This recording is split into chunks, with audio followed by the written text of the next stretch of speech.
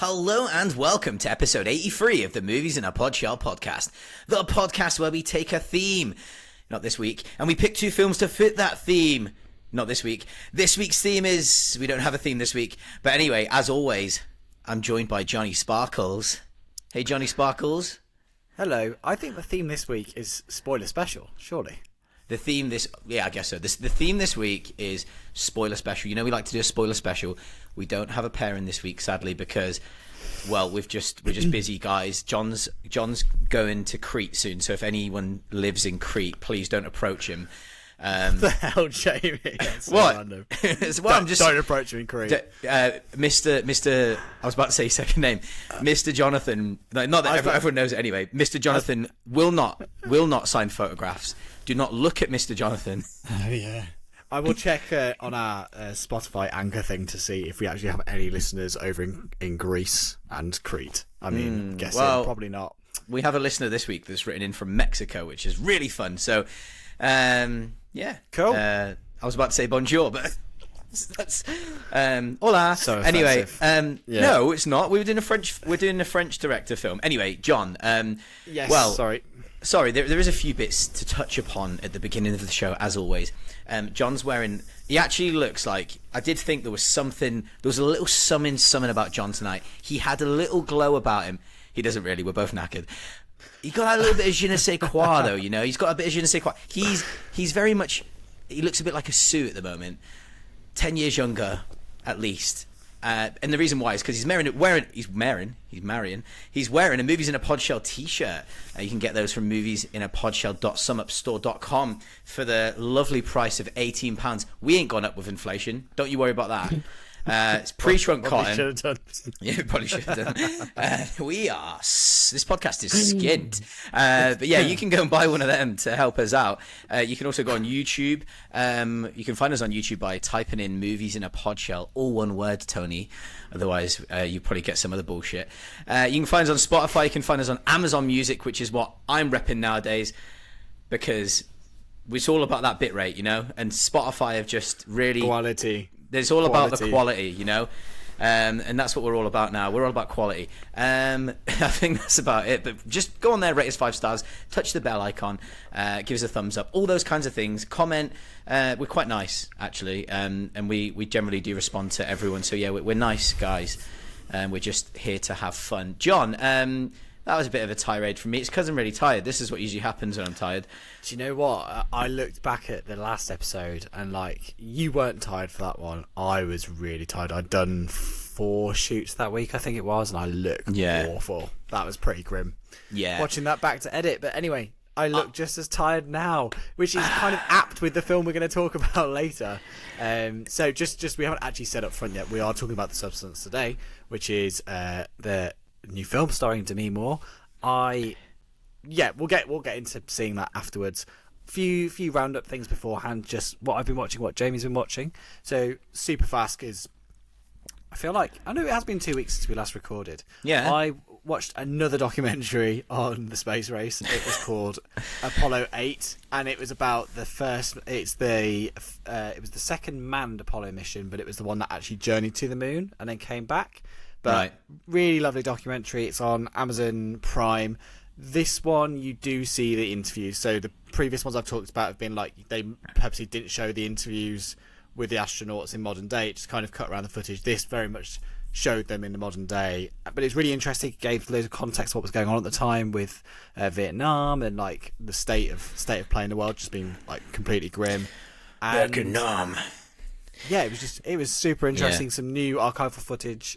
Some new footage I hadn't seen before of that era. But there's just a lovely moment where like they're flying back and one of the astronauts talks about how they went to discover the moon, but truly they discovered the Earth because they, at that point, were the furthest anyone had been away from the Earth. And these beautiful photographs of like the Earth from that vantage point, and it's just incredible, really, like super interesting.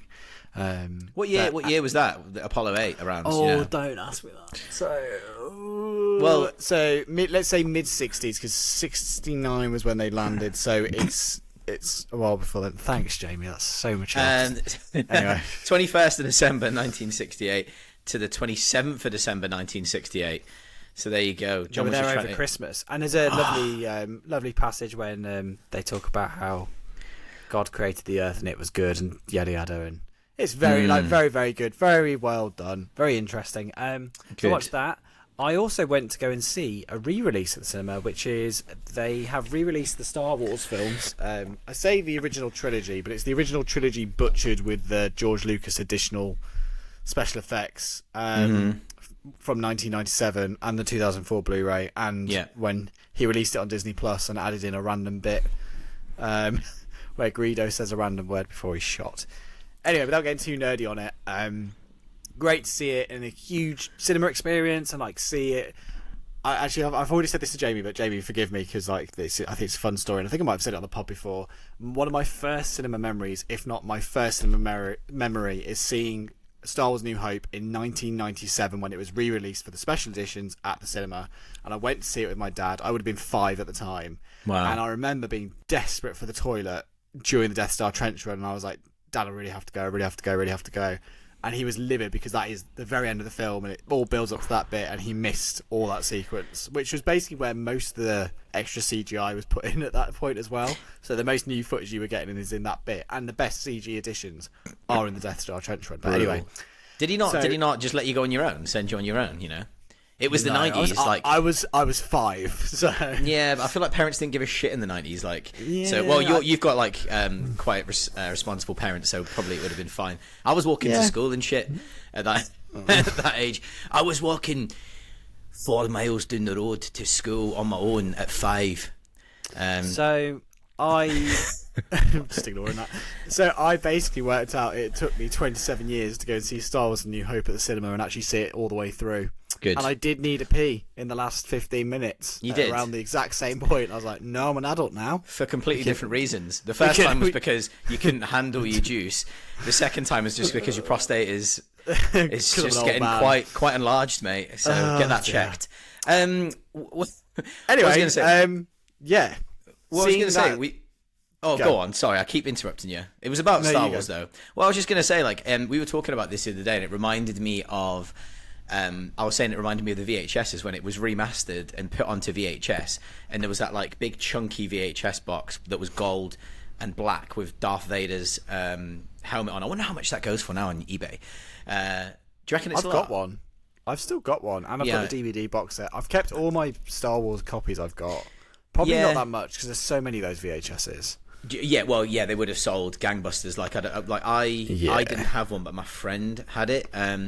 But yeah, I just remember seeing it on there, but I don't remember it. I don't remember it looking bad, but it was because again I was it's going for £4 on eBay. I was going to say just numbers, just sheer volume. Yeah, I just remember thinking it was incredible at the time. I just absolutely loved it, and I still prefer Return of the Jedi over A New Hope to this day. Yeah, right. So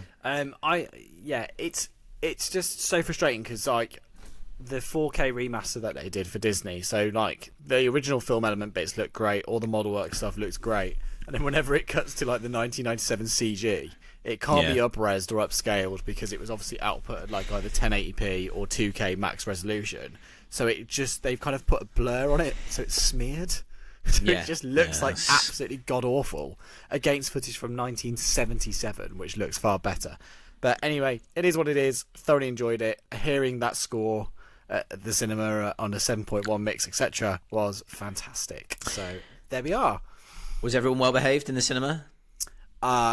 It was relatively quiet, but yes, they were. There was large applause at the end, but I don't mind that.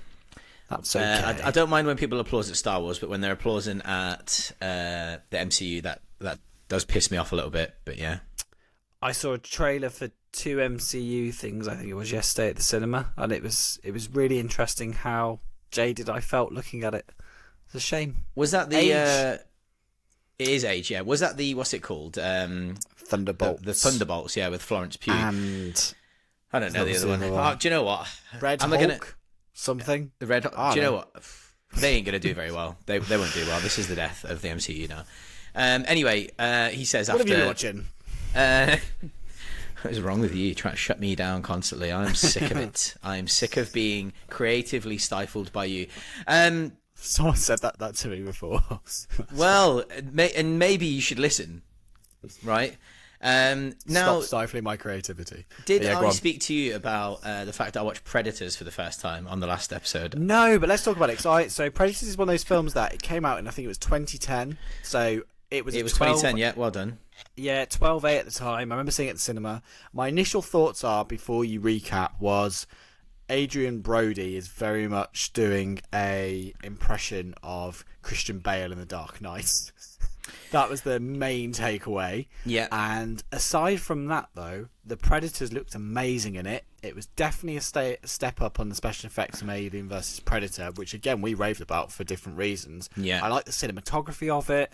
I like the concept of it. I just thought all of it was really well done, and people just seemed to really poo-poo it until the new Predator film came out, and then everyone was like, actually, Predators is good. Sorry. Yeah. Do you know what's weird, right, is that I think I said to you, and the reason why I watched it was because you were talking about it on a few pods ago, so if you're listening in sequence, you'll realise that John recommended After it. AVP. Then I watched it. And I was directed by Nimrod Antal. Nimrod, that's a fun name. So yeah, I've not seen anything by him, but or her. No idea. You have now. I have now. Yeah. So Predators is it's just standard, like they're dropped on a planet and it's not their planet, and you kind of think it's Earth at the beginning, and then maybe realise that it might not be. But the cast, it's very much got an Aliens feel. I felt like, in terms of, it's got every trope of cast member. Danny Trejo. It's got Danny Trejo, who I love, to be honest. I know you do. And it's also got what's his name, Lawrence Fishburne in it, who's great. I'd forgotten, but there's a guy with a samurai sword. Is that right? Is there a fight with a samurai sword? Am I making that up? Yeah, there is, and it's awesome. Yeah, it's awesome. Louis exactly. Ozawa. Yeah, it's do you know what? It's really cool. Like, I thought the ending could have been just like dead straightforward, but it's not. There's like something a little bit different going on, which I loved. Oh, there's a twist in it, isn't there? Yeah, No, I won't say it. But there's a little twist in it. It's great. Like even the effects are good. They've stuck with mostly practical. But our friend Tom, that I did watch it with, because I've seen Tom and Kim, and we watched that together. Tom said, and he was like nailed it so perfectly, and he was just like, Adrian Brody in this film, he's trying to have a moment with every. He's got these so many lines, these like, and it's very cheesy. It's pretty cheesy. Dead cheesy. Sorry, no, it's true, and it's almost like exactly like the CSI thing I mentioned. Like, when people on CSI have always got this line where he's like, "Well, he really let it slip," stuff like that. Like, and that's what Adrian Brody's trying to have his Arnie moment all the way through. I think. I think it's a really good kind of. It felt like very comic booky, but in a good way. Kind of like, I've read plenty of like the Marvel or it used to be Dark Horse comics, their kind of vibe, and it very much is that. I would like to just say as well, there's a character in this. It's Walton Goggins playing a death row inmate that's with them, right? And honestly, like 2010, like some of the lines that he comes out with are like, today's standards, people would be like, "What is he saying?" Like, yeah. He calls one of the predators a space F word slur. And I was just like, what? Like, and then there's another thing where he's like, he talks about something else that's just like wildly crazy, but at the same time, I'm like, I'm cool with it because that's what a death row inmate like would say. Do you know what I mean? He's got zero morals. So in the context of the film, I'm absolutely sound with it, but you just don't hear that kind of stuff anymore. Like, but when you think about it, 2010 wasn't that long ago, but it was still anything goes. Like, people were just saying whatever they wanted. Yeah, it was a while ago in terms of standards of what people found appropriate and not. 100%. So. Yeah. I'm glad you enjoyed it though. I think I've got it on Blu-ray, and I will be giving it a rewatch at some point because I haven't seen it since we lived together. So that's a long time ago. So yeah. I watched also Miss Congeniality for the first time. No way, William Shatner's in it. He is, yeah. I was well surprised. I didn't realise he was in it. Great. It's really good. Yeah, it's really good. Sandra Bullock. I have just a brand new crush on her, you know, because in that film they've like, the best special effects in that film is they've managed to like dumb her down and somehow try and make her look unattractive. And then when she's like Miss going for like the Miss World or whatever, or Miss America, sorry, beauty pageant. Yeah, they've just like made a completely stunning, which is what she normally looks like. But it's very funny. Like I just found it really funny and like feel good. It's feel good. I'd never seen it before, but I like films like this. You know, it's not like it's obviously around probably a 7 out of 10 in terms of the quality of the film. But it's fun and it's enjoyable, and for what it is, it's a really nice. Go on. Did we do Speed on the pod, or did we just see that? Yeah, we did Speed. Yeah. Okay. It's Speed on the pod. Yeah, it's good. Yeah, that's when she was kind of like 90s was her peak, right? Yeah. Oh yeah. Yeah. She's done lots of things since, but like she had that. Was it Bird Box a few years later? I'd say 90s was probably her peak, but I'd also say that she's had a like really strong renaissance. Like she's been in Gravity was the one I remember. Do you know what's really funny? I was about to say The Proposal, which came out in 2009, which was 15 years ago. But I love The Proposal, like I really do. But she's in obviously The Lost City, which is great. Like that's really funny. And then she was in a film called The Unforgivable, which was on Netflix, which I would genuinely. The one when they can't look at stuff. No, that's Bird What was Box. that one? That's Bird Box, yeah. The Unforgivable is about it's a woman who she goes to prison for a really like violent crime. You don't know why, and she comes out like into society, and basically the people that she's around refuse to like kind of interact with her or forgive her for what she's done, and you don't really know what she's done for quite a while throughout the film. Right. I'd really recommend it. It's it came out in 2021. Nora, I'm not. By the way, I have just looked this up, so I'm not this in like don't worry, it's well fine. versed on films. But Nora Fingscheid. But yeah, that was a Netflix film, and I loved it. It's an hour and 12 minutes. Hour and 12 minutes. Yeah, short by today's standards. Yeah, by the way, that's brilliant. Like I would really recommend anyone watch Unforgivable. And then she's been in Bullet Train, which I don't really remember in Bullet Train, so it leads me to believe she had a smaller part in it, because I quite like that film. But yeah, I think she's really good overall in general, you know. And when I look at her filmography, I don't think she's not really got loads. 63 films. Hold on, sorry, she's been in loads. Yeah, never mind. Don't worry, completely ignore me. She has been in Speed 2 as well, though. So basically, just dun dun dun dun dun.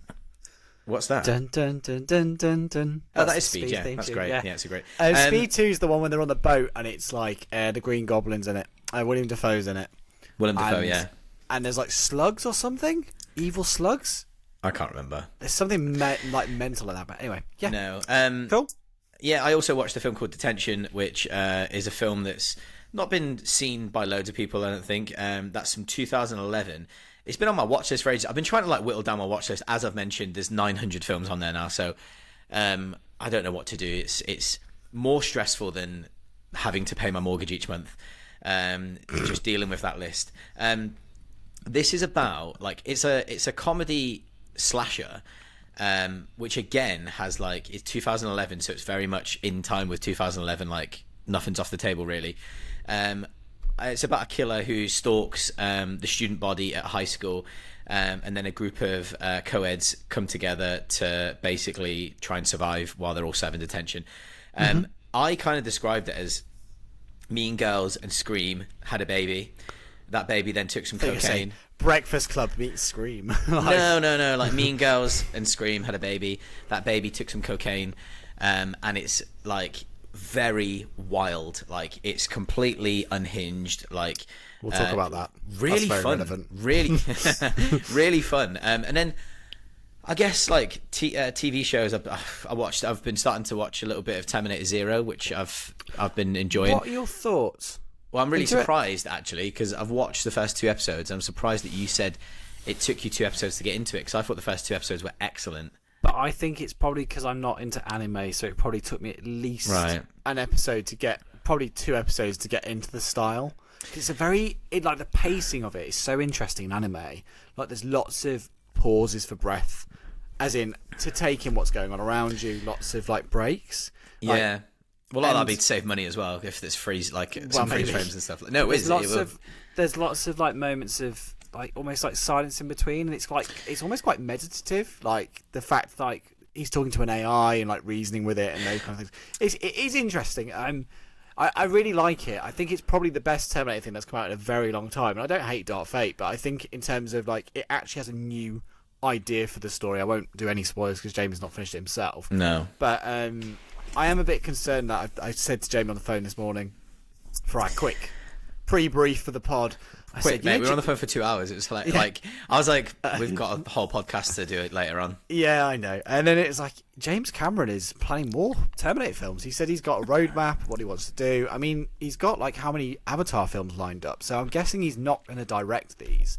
But he's got a whole plan of what he wants to do. And yeah, maybe he's got a modern twinge on it in terms of like what's happening in the world at the moment. But I just say that they've kind of done that so many times. I don't know. I don't really know what's left to go with it. I kind of think it's a bit of a done deal now. I just don't really think it's... I don't think it's a series that you can keep going to the well on, really. I think it's kind of... We've seen... Okay, start of Dark Fate, we saw a character we're attached to die. We've seen 4 versions of different futures. And I don't know. I just kind of feel like it's a bit done. But the money's still there. So, hey, yeah. What do I know? Well, I'll still go and see it because I'm a mug. So yeah, it's interesting what you say about like anime being meditative. Have you watched much anime, like actual anime? No. So the ones I have seen, I don't even know if this classifies. One Punch Series 1. Yeah, that which classifies. You recommended to me before I went traveling. So I watched that. Did you enjoy it? It's a long time ago now, but I remember. Punch Man. I think I liked it at the time. Okay. I never watched season 2 because everyone said the animation went rubbish. They ran out of funding or something. I watched Marvel commissioned 2 animes in like late 2000s, and they X-Men. did Iron Man, X-Men, and something else. I loved the X-Men one.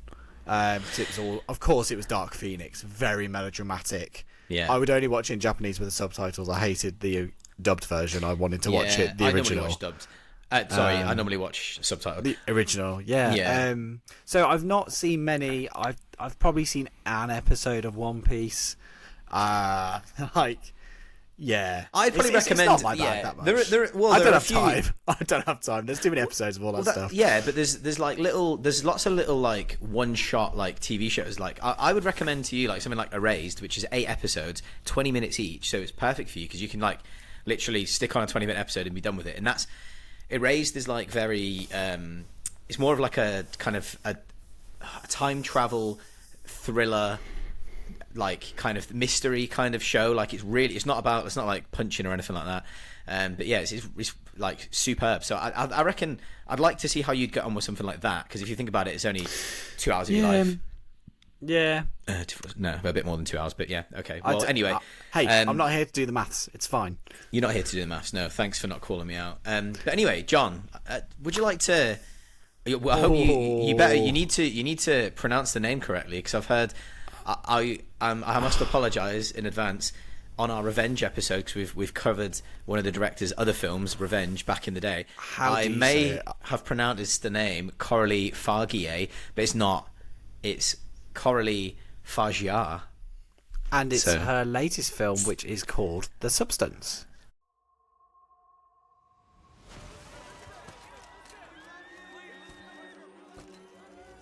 People always ask for something new.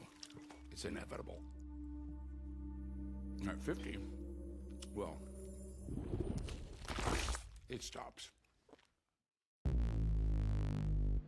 Have you ever dreamt of a better version of yourself?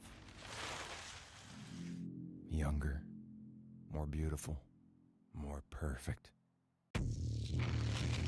So, just go straight in there. So,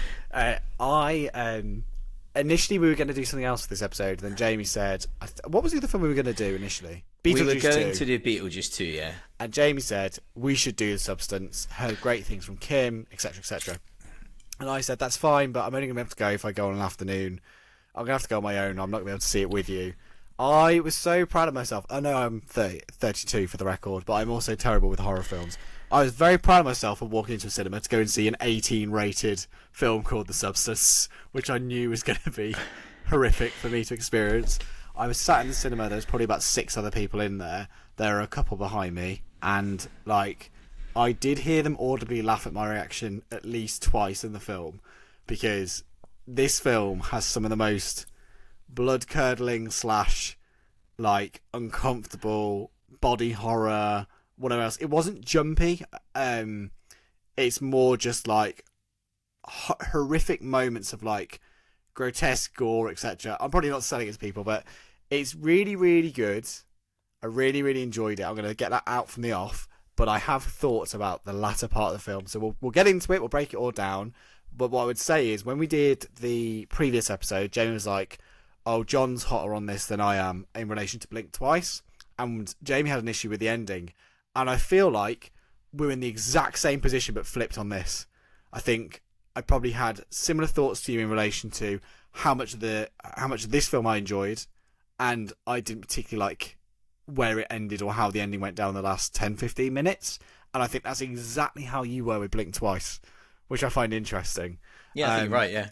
I think there's some links between those two films, subject matters, themes, etc., which we can touch upon, even though we're not linking them. There's definitely some crossover here. But yeah, a very visceral film is me putting it lightly.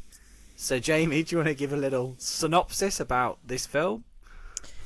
Yeah, so the film is essentially about an aging celebrity who is played by Demi Moore. She plays Elizabeth Sparkles. And so, hence Johnny Sparkles, you know.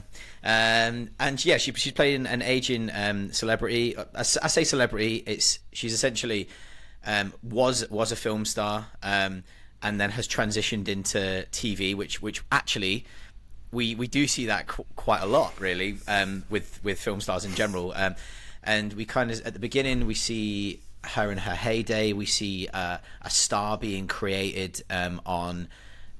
Where did the stars get created, John? What is it called? Broadway?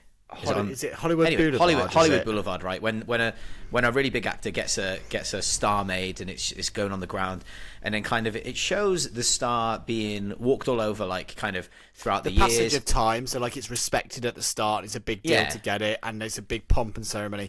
Then it becomes like, oh, she's in this film. I love that film, and then it's like skips ahead a few years. It's like, oh, she's not been in anything for ages. Oh, she's rubbish, and then it's like walking over. Then it's like a homeless man going over it with his like the trolleys, you know, they collect all the cans and stuff in the States to get the money back. And then it becomes someone spills a hot dog and burger or whatever it is all over it, that's one of the everywhere. That's like foreshadowing. Can I just say, right, the way that man picks that burger up is disgusting. One of the most disgusting. He picks it up with his whole hand, and I was just like, I have a weird thing about that, like food, like food and like just having stickers. Stickers, having dirty hands really does it make it really I can't stand it. So yeah, anyway, so essentially we see the star kind of being over time being degraded and getting older, and kind of obviously representative, and its treatment gets poorer and poorer. Exactly, representative of Demi Moore's character. And so finally we meet Demi Moore, and she is or Demi Moore, and she's doing this fitness show, and she finishes the fitness show, and she's had a good show, and you see the colours at this point. The colours are popping, and she goes into the bathroom, the men's bathroom, because the women's bathroom is closed. And then we meet Dennis Quaid for the first time, who is the producer. So his name's Harvey, and I think from the beginning, right, Harvey, from the beginning, right. I think it does something. There's some really subtle, clever bits that Coralie Fajar kind of makes apparent, and that is that Demi Moore's in the cubicle doing her business, and Dennis Quaid comes in. Harvey comes in, and he basically comes right up close to the camera. It's all one shot, isn't it? As well, from when I think so. Yeah, I think she comes into the bathroom, goes into the stall. It's a wide shot. Think of Jack Nicholson in The Shining in the bathroom.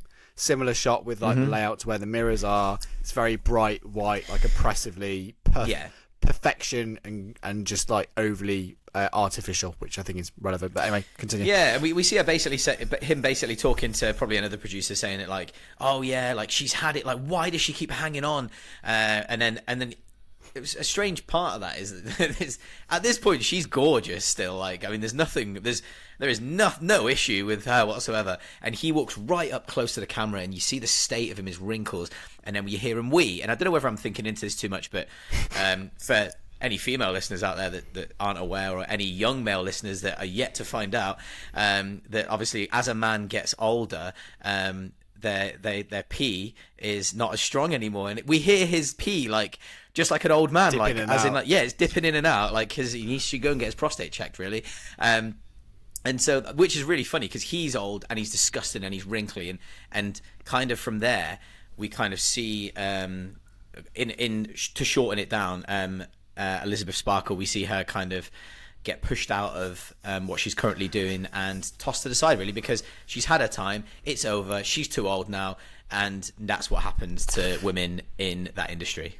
So she has like a horrendous car accident as she's driving away from her bad day, and as she's kind of T-boned, she gets into the hospital, and then someone comes up to her, a nurse, and says, played by Robin Greer, and says, "You'd be a good candidate," and he's like pinching the back of her back. Well, spine, the spine, that's the one, yeah.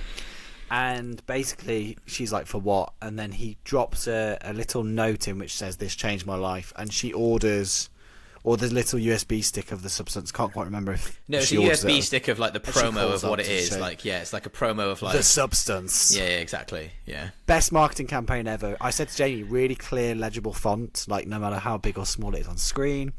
It basically, the film starts with, we didn't talk about this, there's like a fried egg, and they inject something into it. When they inject the fried egg, then there's two fried eggs, like with two yolks, and it kind of gets the concept of, right, these are one of the same thing, so they have to share the time equally. So the film's sets up. Well, no, but one yolk is slightly abnormal, and the other one is perfectly round. Yeah, that's quite important. Yeah, and like the big thing in this film is, so you take something called the substance. When you take the substance, you have to share your time, so you can have a younger, better version of yourself, is how it's marketed. And they are you. They need you to survive, and you need them to survive, but you have to share it out over 7 days. If you overgo the time of the 7 days, if you're the younger person, you keep going, you are taking away life force from the older person, and then they will start to age in different ways, more prematurely than they would have done naturally. And also they require things like they have to give them the food, the supply for 7 days. That reminded me of what's the one we watched? Don't Worry, Darling. They were hooked up to like food and drink, weren't they? And then you've got there's a stabilizer, so like they have to take like a daily shot, like a bit of juice from the person that's not living that week. It's like spinal fluid that regenerates when the person is awake.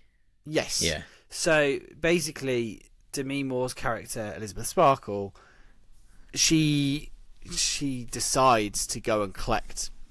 She orders over the phone, and there's a creepy voice on the phone talking about like, come and get it from this address. So she goes to this really, really rough part of town, really, really grim, like kind of like lockup. She gets in there, and then it's like super clean, super modern, and there's a number on it. I think it's 526 or something like that. So she goes to pick up her order, and then she tries it, and then we see before this, like we see the routine of Elizabeth Sparkle. A lot of the film is about repetition and routine and showing like how it changes throughout. And basically, Demi Moore's day is she gets ready, she has a shower, she does her hair like this. We see the same shot of the shower head coming on. This is the way I wash my hair. This is the way I do this. This is the way I do that. And then when you get to, she does that sequence again, but she decides to take the drug. Now, remind me, why is the key reason? Because she ums and ahs about taking it. What is it that tips her over the edge to actually do it? Can't actually remember. There's lots of things. Yesterday. So yeah, this is we always like the newspaper advert which says like new host for the show. Be the new Elizabeth Sparkles, basically. So I think that's kind of what kicks her over the edge to take it. But there's other factors. She's already had, by this point at the dinner with Dennis Quaid's character, saying like, once you're over 50, you're over the hill. So you need to retire. And like we haven't even mentioned this, but one of the most horrific scenes of this film is when he's doing all this, and basically ruining and ending her career and telling her she has no worth. He's shot in the most disgusting manner, like close-ups of his face, and he's going like munching on like these like king prawns, like it's insane. I'll be honest. So that Disgusting. like that, I was like, again, you know, when I was talking about food and stuff, like Sorry, I was squirming in my chair more than anything else in this film. I was like, it's all of the sloshing around, and again, like it's so visceral and tactile nature that she brings to the film. Like you really feel it, and that is. So that part there, but also what tips her over the edge is the roses that get delivered to her house, or that she takes away, that says, "You were amazing." You were. That's it. The were is the key thing. Sorry, yes, so I do remember. One of the complaints I have about this film, right? And by the way, I think it's solid. I think it's going in hard early. 9 out of 10. Yeah. One of the complaints I have about this film was that I noticed that so the rose, you've got the roses, and then it's like the note saying like, thank you for everything, you were amazing, and I was like, oh, were amazing, and I could make that out for myself because like it's a bit obvious, you know, and then it has to zoom in on the were, and I'm like, well, that's a beating me over the head. No, it was fine. I thought it was fine. Cool. Maybe I'm overanalyzing it. I think without being a snob, general audience wise, I think that is completely acceptable. They need to be shown that, because they just no idea. A bit of just reaffirming the key message. I think it's fine. Yeah. Okay. So then we get very similar sequence to something we saw in Alien Covenant, which is the backburster. And I mean, this is literally what happens. So Demi Moore like is on the floor, and then her back opens up in like a slit, and out comes Margaret Qualley, who plays Sue, who is the younger, better, in inverted commas, version of her. Yeah. And she comes out, and it's really clever how they make her move the way Demi Moore does at the start of the film. Like they match the poses and the movements in the mirror. Yeah. And basically, she is essentially reborn. So when she takes this, I should say, sorry, before Sue comes out of her back, like there's the horrific sequence of she takes the drug for the first time, and like she doesn't feel any effects immediately. Then she kind of spews up a bit of like this green liquid, and then she kind of smacks her head on the floor. And like this director is all about visceral. It's like bang, and it's like proper. Like I've just really hit my hand there, but like it's a proper whack. And like every time they transform to the other one, they never seem to. I was thinking, do it on the bed. Why are you doing it in the bathroom? Like, do it on the bed, like a nice comfy place. Smashing your head off tiles, left, right, centre. And like, even if like they eventually build a space for them to do it in that's not in the main bathroom, make it a padded cell. Like literally, like you could be comfy that time. You don't need to just be. Anyway, I know why they do this it's because of like, oh, it's a metaphor because she's left in a cupboard, out of sight, out of mind, and that's like how she's being treated, which is absolutely fine. But anyway. And yes, so basically Sue comes out, she does all the same poses Demi Moore does, and she realises she needs to give Demi Moore, Elizabeth Sparkle, the food for the 7 days so she can survive. And then basically she goes out and she's like, I'm going to go and be the new Elizabeth Sparkle, so I'm going to go for that job. And we see the exact same show that Elizabeth Sparkle did, but it shows like the overly sexualised nature and the male gaze in relation to, I suppose, Hollywood and TV in general. So she does like this dance routine and like, I know. What did that remind you of? What did the dance routine remind you of? Are you on the same page as me? Okay. So the dance routine, right? I was watching it. So like this dance routine that Sue then takes over and becomes like famous for. It's so Eric Prydz. So much, like call her me, yeah. So, do you know what? So you said that, yeah, and like the outfit choice, the outfits, the colours, everything, and again, it's that completely over sexualized. Yeah. So carry on. Like close up of bum, close up of front of body and upper body of women. Anyway, and then before this, she goes for an interview. And she knows how to play the two guys in there because she's done this before. She's had this career. And like someone's walked out and they something like, oh, it's a shame her nose isn't in the right part of her face or whatever. Like there's some some like derogatory comment. And then she walks in and they're like, everything seems to be in order here. Yeah. And it's like, oh man, worst of the worst. So she does her dance there, and then she does the one on stage. But then we see Dennis Quaid treat her like the best thing since sliced bread. He's like, you are amazing, you're beautiful, and we're going to give you a show. And she says, but I've got a caveat. I can only do the show every other week, so I have to look after my mum who's ill. Again, her mum who's ill, savage. And then she's like, anything for this star, blah, blah, blah. Hollywood dream. There we go. Yeah. But it's very obvious from the off to me that if you are splitting yourself in two and there's a younger person and an older version, quite clearly the younger one's going to get greedy and want to take over, which is exactly what happens in this film. Like, Yeah. yeah, it's. I'm trying to think like how to lead between. Like, we get a few going back and forth from Sue to Elizabeth, and they're happy with the setup, like with what each other are doing. But the first moment we know, You say they're each other, mate. They're the same. They're the same person. Sorry, they're the same. You must keep reminding yourself of that. The first sign when you know something's up is when Sue judges when she looks at the TV that the shopping channel's on, and she can see the bum mark in the TV. On the chair, and she's there like, ooh, that's what you're doing with your time, and she just rolls her eyes. It's a really subtle, like, gesture of just like, you know. And I'm like, okay, that's the seed, and then it goes from there. And then Elizabeth Sparkle gets frustrated because Sue is on the rise up, and she feels this jealousy towards her, even though it is essentially what she wanted because it is her, but it's not her. She's not living it. So, like, there's literally a poster of her younger, better self outside her apartment window, which she can't escape from.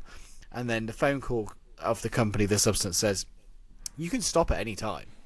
Like, you can end your experience. And then she's like, no, like, I suppose I'll carry on. Like, I feel miserable, and it's making me feel even worse than I did before, but, you know, I'll just plow on. And also, she's gone through, because she's birthed something out of back, she has a horrendous scar on her back. Like, she's got, like, this really horrific, like, she's pretty much stapled back together by, or sewn back together by Sue. And basically, it shows her continually making the decision. And, like, Demi Moore said this really interesting in an interview. I think it was Collider, so I hope that's the right one I'm crediting, but it was between her, the director, and Margaret, and she said that the worst horror in this film is not actually any of the visual gore or anything you see, but the inner turmoil of her character and what she's putting herself through. And I think that's such like an apt point, because there's a sequence where she earlier in the film she meets someone who's adored her since primary school, who's always loved her for her. Fred, I think his name is. And essentially she dismisses him initially, but then when she's feeling low on her self-confidence, she decides to call him up because it's someone who loves her for her and not for just her looks. Well, I suppose it is, but you know what I mean. Like, he saw her 2 days ago and still likes her. Yeah. Or 3 weeks ago, and she feels like she wants a boost. So she calls him up to go on a date with him, and it's this really lovely moment of levity. You think, like, maybe she's going to have like a nice life and realise that actually she doesn't need to keep doing the switch, and like she'll be happy with him. But before the date, there's an issue because her alter ego, or her alter ego is fine, right? Because it's her younger self, Sue, has been stealing extra days for more time. So she's got like a finger which is aged like 50 years more. It looks like a witch's finger from like a horror film. Like, it looks like The Fly, like the nail's about to come off. It's really grim. But she puts gloves on, so she's like, I'm sorted. But there's this sequence where she's in the mirror, and it's the one in the trailer. She's like scrubbing her face because like the makeup's not perfect, and then she thinks she's ready to go, and she's like, no, I'm good. And then she goes back. She sees the poster opposite the apartment again of her younger self. Then she comes back in, and she keeps changing, and she basically looks like she's about to rip her face off. She's really insecure. Yeah, she's suffering. Like, that's a really mental difficult horror scene to watch. Yeah, it's a really difficult scene to watch, and apparently that scene there that was filmed, that was the scene that was filmed the most, had the most takes, and Coralie and Demi Moore were kind of struggling to find the right energy, and it was the actual last scene that they filmed was the one that was used in this scene, and I think that kind of that really highlights. That's probably the saddest part of the film, because it highlights Insecurity. how insecure she is, and how like, and I guess what the world has made her, or the industry, or and I think it's not just, this is not just from, obviously it's a satire, and it's kind of an attack on, it's not an attack on specifically show business, it's an attack on like how women are made to feel in By society. Hollywood execs. Yeah. Well, but just and society, yes, in everyday life. So Coralie, I'm going to call her Coralie if that's all right, because I can't do the Fagia and it makes me sound like a wanker. And rightly so. So Coralie was saying that like the reason why this film is so violent is because she wanted to show the violence she felt growing up her whole entire life on the societal pressures women are under. Yes, again, this is two men talking about this. The societal pressures women are under. It's a bit like when we did Promising Young Woman and when we did Blink Twice. Like we are aware. And that's why I've done quite a lot of research on the Coralie, Margaret Qualley, and Demi Moore, and I kind of focused more on that and how they've kind of interpreted the film as opposed to myself. Obviously, we'll give you our own interpretation anyway, but it's about that's basically what women are told on how she felt growing up, and so she wanted to show that on film. When they say pretty girls should always smile, that's what one of the execs says. Yeah, exactly. And so it's just ridiculous. And I've seen quite a few interviews now, and it's Demi Moore was saying kind of she was asked kind of what's changed during her career, and she says she's kind of more come to terms with it now, and she's released a book recently, and she's kind of come to terms with what it's like to be in Hollywood, and also herself, like she's more comfortable in herself. I'm kind of like not directly quoting, but like paraphrasing. Paraphrasing. And it was really funny, like, because I seen a small clip on Instagram, which was like, it's a reel, and obviously the real clip was much larger, and within that clip Demi Moore was saying all that stuff, and then all it says in all the comments are just saying like, yeah, but look at the state of her, what she done to her face, like she's unrecognizable. I'm like, literally proving that's the problem. That's what you're doing. Like that's what you're doing. And you know what? Like maybe she has had work done. I don't know for sure, but it looks like she has. And like Demi Moore was saying that like throughout her career it was all about like how she looked. She was obsessed with how she looked. Similar to, and it's a complete parallel to this film, and that's why Coralie, when she wrote the film, she doesn't write a lot of dialogue, so the film is quite dialogue light. It's more about the visuals and the symbolism. But Coralie was saying that when she wrote the script, she had to have someone in mind, and usually the person that you have in mind isn't the person that ends up playing the part.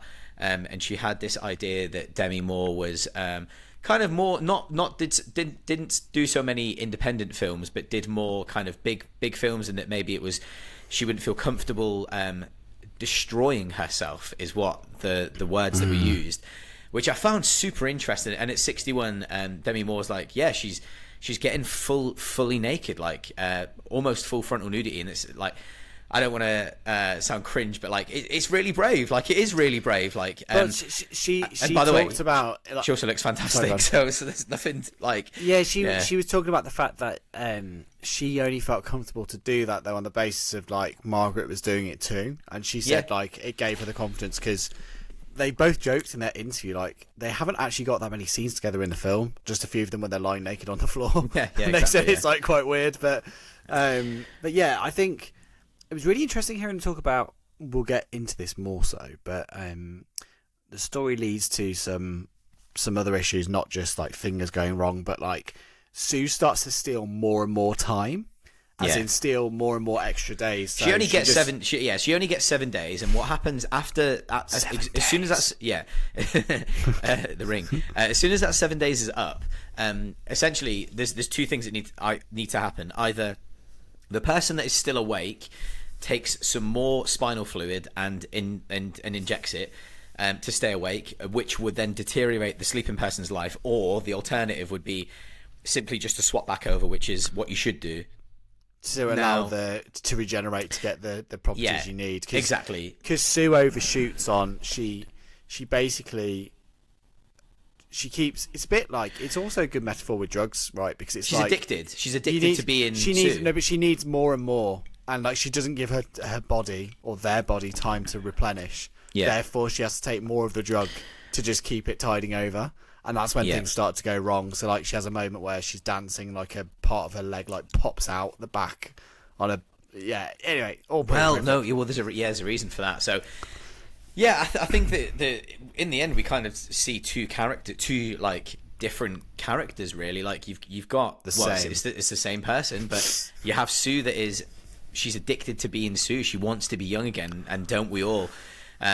No. Elizabeth Sparkle wants to be young again. Elizabeth. So she calls Sue. But the worst part is, Sue goes on an absolute rampage of extra day. So then Demi Moore wakes back up, Elizabeth Sparkle wakes back up, and she's aged, and she's like in her 80s. She looks like Nan off Catherine Tate, like really like the hair, age, and she's like calling up, being like, "I want to end my experience," and they're like. Yeah. You can end it at any point, but there's no going back.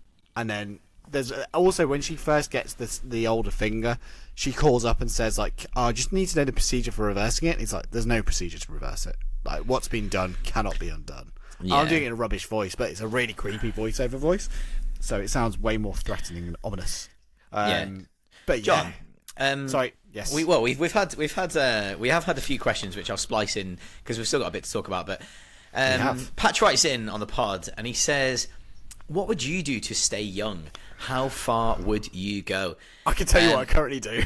So, hilariously, I have an anti-aging face cream. I do. It's not working. I'm joking. Sorry, I'm joking. I had to say it. Like, I don't mean it, by the way. Do you know what was even more brutal with that situation though? So I had like a daily face cream, whatever, like for like aftershave or whatever. And after you've shaved, right? And then Harriet one week, this is my wife, literally came back and was like, "Oh, it was 2 for the price of 3 on face cream, so I bought you this anti-aging one." And you're like, do I require anti-aging cream?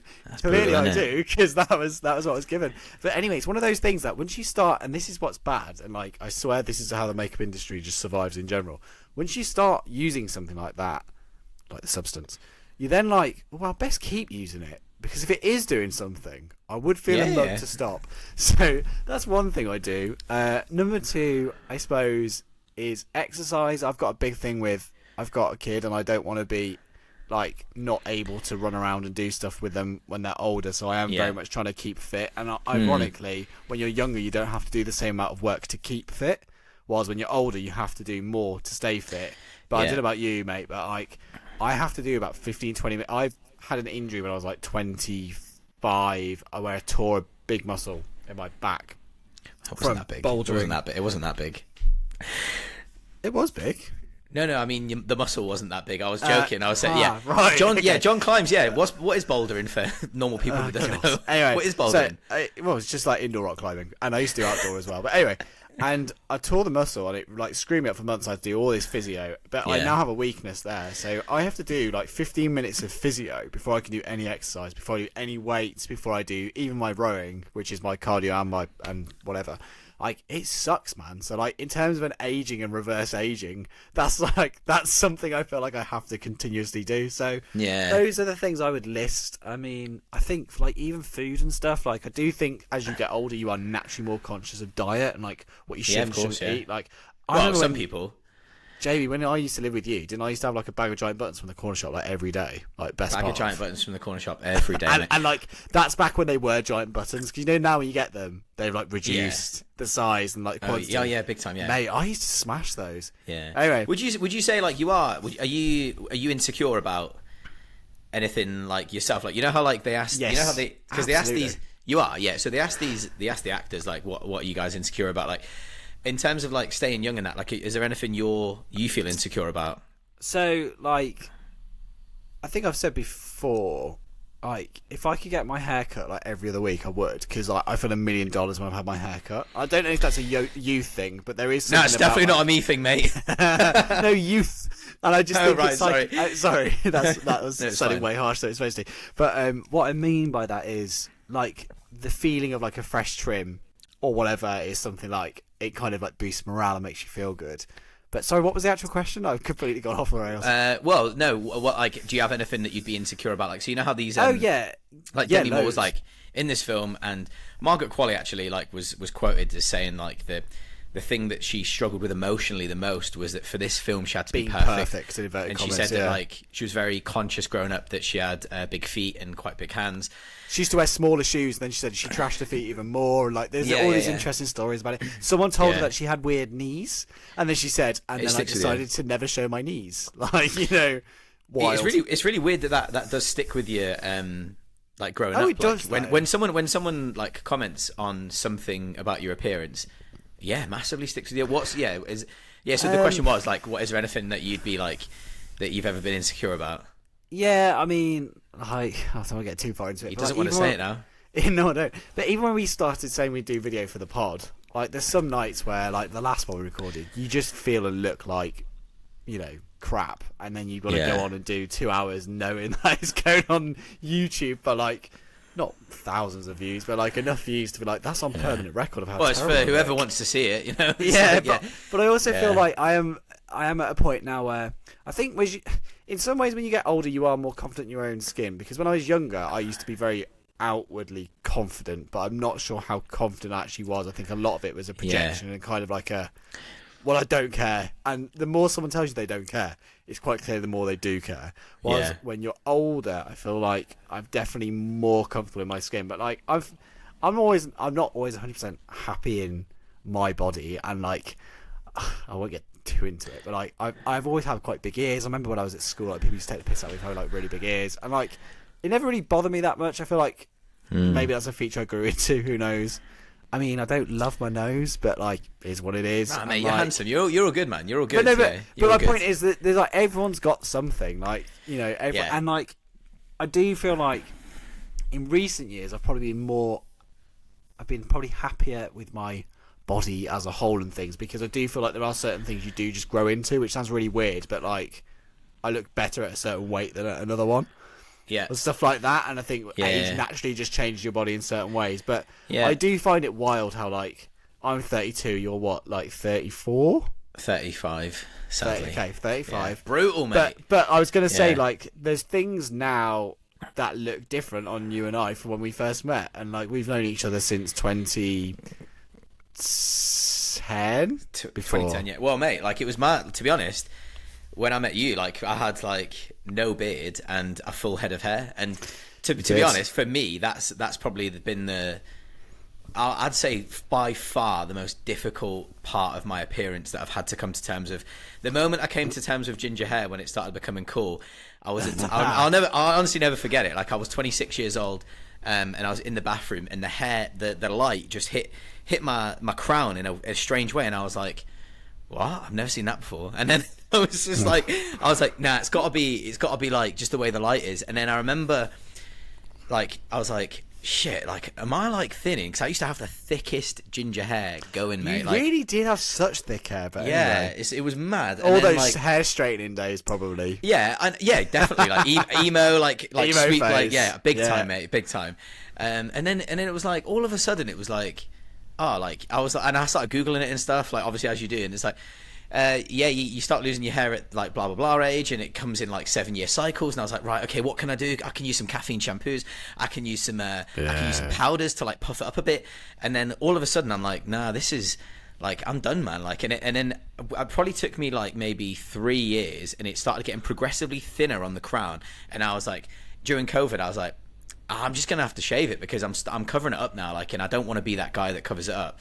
But I remember being like, I shaved it, and I remember like being so devastated, like, so I was like, oh, my hair was like such a big part of me, like, and do you know what I've just said to you about haircuts, I think I would find that very difficult. I'm not gonna lie, I think I would find that, I don't know how. Well, the strange thing is, like, touch wood, I'd we'll never deal with it when it happens. Yeah, like, and I tell you what's weird though, right? And I'm not making women's societal pressures about me, but the one thing I have found, but here I go. The one thing I found very, very strange since, so I just basically shaved my head now, because if I grow it long, it just goes a bit thin and it looks a bit shit. So I'm like, do you know what? I'm gonna like go gracefully and just shave it, and then we'll just be done with it. The thing that I found super, super strange, right? Get this, is apparently being bald or like isn't it's not taboo. Like, so people will just like randomly like comment on it, be like, oh, I didn't realize you were bald, or oh, don't worry about it, baldy. And I like, that's happened like a few times over the last few years, and I've been like what, like I mean, I'm fine about it, like I'm over it now, but like, good job I am, because that's mad. Like, I would never, but apparently it's just not like ginger, like obviously there's nothing, I can't help being ginger, obviously, and that's always on the table, and it always will be, I'd imagine. I don't know what it's like nowadays for like younger people, but yeah, like the bold thing, like I was like, well, I would think that's quite a personal having gone through it and not enjoyed it, and like would prefer, well, not now, I don't give a shit now, like, but prefer to have hair. I definitely would have chose that. And so that's what I would do, Patch. I would kill to go back. And I just say, I'd go back and I'd get some hair on me. Like, no, I wouldn't really. I'm fine now. But in terms of that, like, that's probably like male pattern baldness, and men are struggling out there with that. I would say it's probably not okay to comment on that outwardly. Can we do another question we've got here, just while we're on this topic, because it's linking through. So Kim's.horrorescapes said, if you took the substance, what would you get your younger, better self to do? Now, I know what mine is, and I reckon you know what mine is, because it's something I suck at, and I'd love to be better at it. And I think you'll guess it in one. Playing football? Yeah.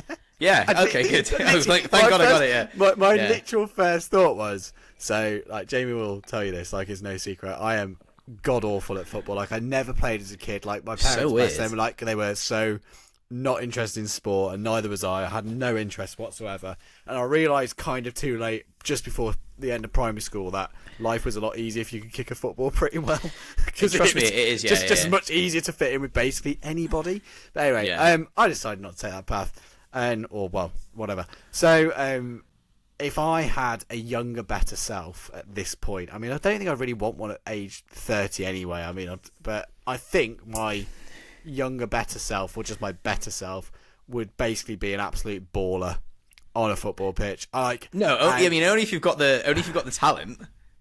Yeah, no, I'd have to be a baller. If what my younger, better self has to be, it has to be a baller. If they get the substance has to take an account for something I want. Do you know what's really funny? Like, what's really funny is that, like, John. Everything about John's, like, if no one's seen John in real life, like, well, no one has, but they've seen him sitting down, right? John's, like, what, slightly taller than, what are you, 5'9", 5'10"? 5'9", I think. I don't know. I think you might be 5'10", actually, because I feel like you're slightly taller than me, and I'm 5'8", so maybe you're 5'9", yeah, I don't know. Anyway, what's really funny is, like, to look at John, like, it's like, because I did at uni, I was like, oh, he's definitely like and some kind of like athlete. Well, I used to run a lot. Yeah, like genuine run. Yeah, like slim, tall, slim, and well, medium sized slim. Yeah, built to run. So I was like, yeah, should we go and play some footy? Because I've always played like team sports, like football, like, or basketball or whatever, like, and I've always been kind of like into that. And he's like, oh, I'm not very good. And I just remember that one time we went on the field, and he's like, Pure got a 50p on his toe, man. Like, kicked the ball. It wasn't the like, field. You know, the first time we kicked football field together. No, I'll tell you where it was. The first time we kicked football together was at where we lived in Edgbaston. There was that play park where it had like the built-in, like the metal goals. Scary. Do you remember? Yeah. And like we were there with Carl and some other people, and it was like, oh, John, let's play. And then you were just like, I cannot believe how bad you are. Just like, not even like. And so what I was going to say is that the funny thing about that is, like, you see John, you're like, oh yeah, he's probably pretty good at football. And what's really funny is that his wife is a really good footballer and is like semi-professional footballer, which is very funny. Like, so it's like, it's very much like I live vicariously through her on the football pitch. It's fine. I recorded it for like, well, good 3 years before we had nails. But yeah. So I mean, what would I yours do? Be? Oh, so I was thinking about this. And again, it probably came back to hair. So there's a big issue of underlying. I need to probably, what I'd do is I'd go and see a therapist about the hair loss that is coming that I cannot deal with. No, I'm joking. Younger, better self. Do you know what I'd do, right? So I used to skateboard loads when I was younger, and I'd maybe like to try that a bit harder, because I've that good at it. Like, well, I was all right, but I don't know what I'd get my younger, better self to do. I wouldn't even. It's weird because you'd imagine yourself to be like much better looking, and I'm like, well, what would I do if I was better looking? And I'm like, well, I don't really know. Like, I don't really know. Presenter. I've got enough. Who? Presenter. Be a presenter. Presenter. I mean, maybe I would probably have started. Get me on Towie or something like that. Nah, mate, honestly, my intellect would blow them out of the water. I don't know what I'd do. I'd probably, I'd imagine maybe have started something with films a little bit earlier and tried to go down that route. Maybe be a film director. Do like make me what David Fincher was at 27. Already like a millionaire with my advertising company, and then give me Alien 3. You know? To be honest, I'm pretty. It sounds really bad. Like, well, I say it sounds bad. Like, I'm generally comfortable with my life, you know. Like, I'm not. I wouldn't say I'm unhappy. Like, and so, but that's probably the age you should be, though. Yeah, I'm 35. I don't get me wrong. I worry all the time now about getting old. And I like you, John. Like, I exercise more than ever. I watch what I eat. It's interesting you say you worry about it. I don't think I worry about it. I still feel like at 32. I do still feel like young enough. But I tell you what I find really interesting. You'll have this as well. When I go to work environments and have conversations with 21 and 23-year-olds, I was about to mention this, and I suddenly go, man, like, I'm out of touch, or like, I'm so old, and like, in my head I'm not, but to them I'm like ancient, and just, it's not even remembering things, it's just like conversation, and someone will just say bruh, or just start saying like random skibbity toilet, yeah, just stuff like that, and I'll go like, what? I'm sorry, like, what? And then I just think, like, I also remember, though, that the crap that the MySpace generation used to say, like, stupid abbreviations, or, like, lobe you instead of love you. And, like, do you remember all that nonsense? And then I think, well, do you know what? It's probably just that again, but now I'm on the other side of it. Do you think? Yeah. I reckon shit like, what the Sigma? What... all that stuff I can't stand. But I would, exactly, I would say, like, it is an age thing, but anyway. Look, I just feel like one thing I really like now, and this sounds really cheesy, is the older I get, the more I appreciate far smaller things. There's things that I used to think that would really make me happy, and it sounds really dramatic. 5 minutes of peace and quiet.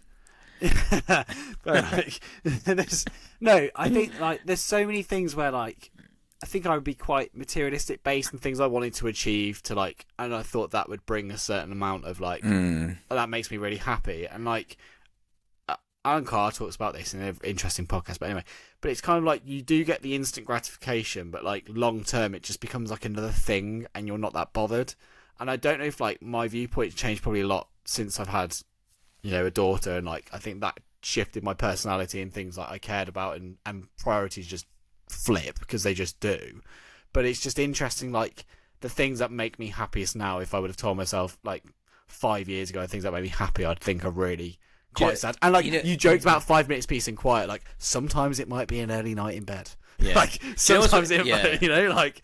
But I've noticed about you, like all the time, like I'm obviously like quick to like make like stupid little jokes and that, but the one thing I have noticed is like since you have had like your daughter and stuff, like you're like nothing comes before your family, like, which is like the nicest thing. Like you're super like you've kind of definitely like switched over the years, like in like you are like so like 100% family. It's unreal, like, and which is which good. You never would have thought if when you first met me and you thought it was a complete twazzic. But anyway, different chat anyway, for the day. That's do you know what? The only other thing a is lot that about questions, but I think yeah, we should get. I wouldn't be hanging around with film, which is the part I have an issue with. Yeah, we would. Yeah, exactly. I think we should. Let's talk about the latter part of the film, John. Go on. So, I think where we left off was basically we said that Sue had been stealing days, but she steals so many that Elizabeth Sparkle ages. I think she's like at least in her 80s plus by this point, probably even more. And like, there's a horrible sequence where she tries to just stand up to just go and like get up and read a book, but her knee just like won't move. That like really struggled with that watching Get Up, and like even the force putting weight on. I did think there was a few discrepancies with like how she can act at points. In terms of at that point she struggled to get up and walk, and then later in the film she's running around. Absolutely, that annoyed me. Yeah, but I didn't know if that was just because of like she'd had time to regenerate or whatever. But anyway, by the by, and basically, the older version decides that she's going to end the experience, even though she's now gone completely... She's realised her mistake because she's aged so much more than she ever would have done. She's aged like 30 years plus in like a few weeks when she could have just like not. And she calls for the termination, and she basically picks up an injector, which is... And as I don't know if I've said this, but the repetition of the film is, you see when she goes to collect the substance, you see the same sequence of shots of when she goes to collect it. Like the same walk, the same path, the same going in. And that repetition kind of shows you like the I suppose like the routine of it, but also just like the mundane repetitiveness of what actually they're doing, rather than just going around living their life and doing different things. But anyway, and when she goes to give them the termination, it's basically like it's a sequence. It's quite hard to watch. She basically is injecting her other self, Sue, with this substance, with the termination substance, but then she second guesses herself, which leads to a big fight. But sorry, what I should have said was before this, there's a few great sequences I just want to mention before I skip on to this, because this bit kind of leads to the tail end, doesn't it? So I just want to get some key sequences out that we didn't talk about. Elizabeth Sparkle has a like really pervy neighbour, and he goes to bollock her because like she's making loads of noise. But then when he sees Sue through the door, he just completely drops it. But it's funny because he's like, I've got big tools and I can help you do this and that. But like Sue's literally got like all the power tools out. She's got like a hammer, like massive no. But she's basically, it looks like a construction site in there. And it's trying to say like, look, I've got this covered, and it's just really funny because she builds the extension, which is like where Elizabeth Sparkle gets left when she's when the younger version of herself is going around. But she's literally left in a dark cupboard, this horrible dark place, and there's lots of shots of like the fragility of just seeing Demi Moore lying there in the dark. And as we said, the more Sue goes back to drain the spinal life force fluid, whatever you want to call it, out of her, the more like the grimmer it gets. She takes 90 days worth. So like 3 months. So like we kind of see Sue, and I want to talk about why she's called Sue, which is like really interesting. Yeah, from go for it. Margaret Qualley said like they were saying that why Coralie, why did you choose like the name Elizabeth Sparkles, and why did you choose Sue? And the answer that Coralie gave was that she chose Sparkles because it's like about her like shining in like the industry, kind of like just all about that. And then the name Elizabeth because it was quite almost like authoritative, like regal, kind of, not quite them words, but something like that. But then Sue, like the reason why Margaret Qualley thought that she was called Sue because of when she first introduces herself as Sue, it does a super close up of her lips, sexual Sue. And her lips are they're big, and they've got lip gloss on, and she says Sue, and it looks really sensual, kind of sexual. Yeah, exactly. Yeah. And Coralie was like, oh, like that's strange you say that. The reason why was just because like I think maybe Sue in the French language might just be different, because for me, like in the English language, Sue, I'm like, Sue. Not sexy. I was like, sexy Sue. Sue. Like, why?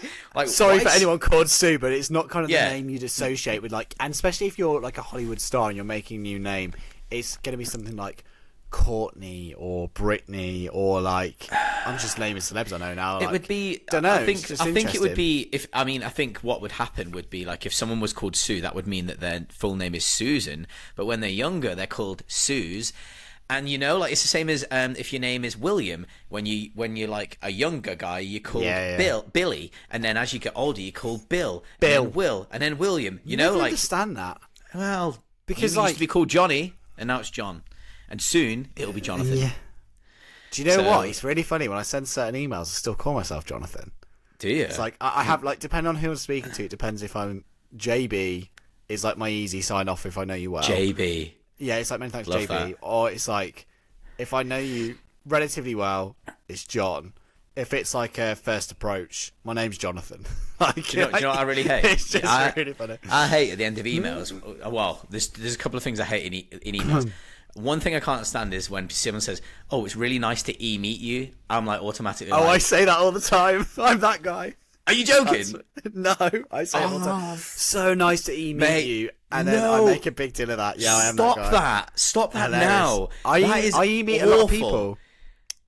It's Sorry, nice to potential meet you. clients. I'm like, when I hear it, I'm like, I'm like, nice to, no, hi. I do that all the time. I'm not stopping. It needs go to on. stop. That's mate. Based on that basis, you wouldn't be getting any work from me. I'd be like, oh, gross. Well, that's probably what happens sometimes. They're probably like, oh, I don't want to meet you I'm anyway, like, so done. Meet me. Like, how about you like Don't. get tea?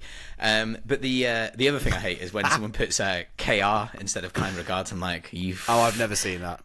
I have, and no. it's like that needs to stop immediately because there's no KR. Anyway, don't know how we got onto that. But do you know why? It's Yeah, because there's no second film, so we can digress loads. yeah, it's probably made us worse. Anyway, effectively, as the termination goes to take place, I Elizabeth can't believe suddenly you're an goes, E-meter. Sorry, carry on. Sorry. Shut up. And then she has second thoughts about it, but Sue wakes up and she sees this. Now, when that happened, I thought they'd broken the process, that they didn't need each other to survive because she'd taken half the stuff. So I thought, oh, maybe she's going to be okay now. But the big build-up is Sue's going to be performing at the big New Year gala, and like it's the final rehearsal. So she decides to, well, kill Elizabeth because Elizabeth tried to kill her. So she's like, so I'll kill this 90-year-old woman. Now, my only complaint on this point in the film is, one, this is when the gratuity and violence really kicks in. So she smashes her head against like a mirror over and over and over and over. And watching an old woman get battered is not something I particularly want to see on film. But I understand the context of like an old woman what get this is trying to battered. say, because Yeah. it's the violence of like how they're treated in Hollywood, and like the director was saying, I'm like, okay, I understand that. However, funny. very hard to watch, and like. Yeah. I was, for people watching on YouTube, I was like this. I was shouting a lot of profanities and getting very stressed out. I found it really, really hard to watch because it was so visceral. And then she kills her, and I'm like, oof, okay. And it's like brutal fight. My only complaint at this point is like Demi Moore suddenly got super speed and like running around the shop, even though she had knackered knees like 2 hours ago. So I'm not quite sure what happened there. But you know, films, the whole if you're gonna stop, It's a film. apart, Yeah, it's a film about about substance stuff birthing out your back. Yeah, exactly. So let's just get on with it. Cool. It's a satire. Anyway, and then Sue goes for her like big night, her big performance, but things aren't right because her host, the main Nexus, is dead. So like The Matrix. the Matrix they call it. So her teeth fall out, her front three now. Grim, Worst part for she's me. pulling them out. Apart and from it's, the prawns, horrible. is the worst part for me. Like, And then like a fingernail's buggered in the lift, isn't it? As mate, well. I'm gonna be honest. The teeth bit, right, where her teeth start falling Hate out, that. and you see like a close up of the root coming out. it's horrible. Then am actively covering my eyes, and I didn't really see much of that. I'll be That's honest, 'cause me. Yeah, I didn't see any of that, and I I'm didn't not good really with see teeth. No, not the teeth. the man. fingernail one. Like anything with fingernails and fingers. Now it was really weird. So today, fingernails. because the film's so visceral, I've been like weirdly touching this one finger all day, like checking it's still all right after watching like this. Give it a aging- smell. What does it smell like? Oh mate, that's grim. Your finger. I'm just asking what your finger smells like. It smells like I don't know, Dove, because that's the brand of soap I use. Right. Feel free to endorse us, Dove. Anyway, So it's always an endorsement every episode. Yeah, well, why Was it not? last week it was. If we throw enough out, like we might eventually get one. Yeah, carpet bombing. I'm a carpet. Someone's gonna. Like, do you remember the email we had about a t-shirt Yes, I do. magazine? Yeah, Yes, I anyway, do. Never mind. Anyway, careful now. So there we are. But anyway, so she obviously then can't do the big show, so she has a drastic decision. She calls up and says, "My Nexus is dead. What do I do?" And he's like, "Basically, you are screwed." So she decides the only way out is to take the substance. So the junior version, Sue, take the substance. But we've got to talk about, as she's trying to escape this building, like the execs are all there and they're going, "Oh, let me see my latest creation. Oh, you have to smile." So she smiles, but she's covering her teeth, and he's like, "All the pretty girls should smile." And then she goes home. She takes the substance, and this is where the film loses me. So I'm gonna give my reasons why. Up until this point, I feel like I can't say the film's subtle with its message, but I think it's really clearly and well represented of like how, like Jamie's talked about how the males are shown in the film and how they don't have the issues even when they're aging, but like how the poor treatment of women in society, but especially in Hollywood, the quote being, "If you're over 50, you're over the hill, you're dead to us, there's no roles," basically. And then the way Demi Moore's like the most vital sequence for me is the one we talked about, which is in the mirror, getting ready for the date, the lack of self-confidence. And the way I describe it to Jamie is this film is basically, well, we can talk about this as well, but comparison is like the joy of thief. God, I said this wrong. Is the thief of joy. Comparison is the thief of joy. Yeah. And essentially, like, if you constantly compare yourself against other people, like, you will never be happy. And like we talked about this, like, you can reach certain targets in your life, things you want to do, but you'll always be looking up. And if you're always looking up, you will never ever be satisfied. And like the older I'm getting, I'm trying to become better at like being less grateful. comparative. Just be grateful. And be for more what you've grateful got, I guess. for like there's people yeah. who would kill to be in the situation I'm in, but to me it's just like, oh, another day. But like it's a good leveler sometimes. But anyway, so this film is that in a nutshell. This is like Elizabeth Sparkle has still had an amazing career, and like she's still got a lot to give. She just gorgeous, she's by the way, still and gorgeous. Doesn't know what to, yeah, but even like that aside, like. No, but she's still it's the aesthetics, though, isn't it? That's what it's about. It is what that's about, but it's more so just about like the apartment she still has a life, and she has all the wealth, and like she has all these different things, but just not knowing how to utilize that because like her status has been removed from her. Like it's not an active choice she can make; it's removed from her. And like this film is all about that, and I think all those themes are really super well handled up until that point. Then this becomes a creature feature to me. We get the element of the fly where the creature that's birthed is a horrific version of a mix of Sue and Elizabeth Sparkle, but it looks like there's an episode of Doctor Who when Peter Kay's in it and he gets all these people's faces on his body and he's like in a green rubber suit, and that's basically what this is. And it's just so extreme and so like, oh, like, yeah, boy, this is where I'm like, yes. No, but this to me was just like, what's this going for? So I found it really funny when this version goes to a mirror and it's got like 4 strands of hair and it's still trying to meet beauty standards to start straightening its hair. Do you know the reason Very for that? funny. No, go on, tell me. Okay, so when we get the Monstro Eliza or nice. Yeah, that's what it's called. So it comes. So Eliza I like. We'll go with that. Yeah, no, that's what it's called. Monstro Eliza like that's what it comes up on screen. It flashes up. You probably had your hands covering your eyes at that point. But that's I did. Super we get Elizabeth. We get Sue, and then it's Monstro Eliza like the birth of. That's what it comes up with on screen. So that's what it's called, and it's basically a combination of like it's a combination of Elizabeth and both Sue. them, But it's like their the faces plastered on it. Yeah, and so for the first time in the film, Coralie Fagiat describes this as the first time that actually this character, Elizabeth, is content with what she is, and she is like, cool, I'm now like this is liberating for me now. Like I did not get this at all. Then well, this went listen, right this is over what my head. this is what the director said. Okay. The director said this monster at the end has been like, I have been liberated, and I am like, so that's why it's like we had people who like screaming in the cinema, like they thought it was hilarious. Like you've got this one strand of hair straightening it, and you've got the earrings, like pinning the earrings. But she's listening to the Vertigo. The music from Vertigo comes on, which is ironic because that film's all about the male gaze, and it's a man literally reshaping a different woman into the image of a woman that he fell in love with previously, because that's what he wants. So the fact we should talk about references because it's really good references. Another key scene we don't discuss, but like playing that music. At that moment, I was like, "What? Like, where is this leading?" No, it's like, liberation. You're telling me? Yeah. So for the first time, the character is that they're comfortable and they're ready to show the world. They are one. How they look and argue and when the director says about this, I'm like, right, I don't really get it. I did not get that reading. Yeah, no, I don't really get why. Like that doesn't quite make sense to me, but. Okay, that's what the director says, so fine. And the film's fantastic, so maybe I just don't get it, so fine. She's also, weirdly, she puts on a sticker of her face, and it's of Demi Moore, how she looks at the start of the film. Absolutely brilliant. Like, but then, if she feels at her most comfortable in that state, then why does she need... listen, I don't know, right? But do you know what I do know? I do know that the last 20 minutes of this film is what would be described as absolute Violent, gangbusters. It's fun. It's crazy. It's not because fun. it's so It's much not goddamn fun, John. No, Get it? no. Like, no, it's really Okay, no, fun. it's not. It's Why? not What's fun. not fun for you? It reminded me of like the element I think it was going for was Carrie. It reminded me of the end sequence in No, Carrie. I think the element it was going for was Brain Dead by Peter Jackson.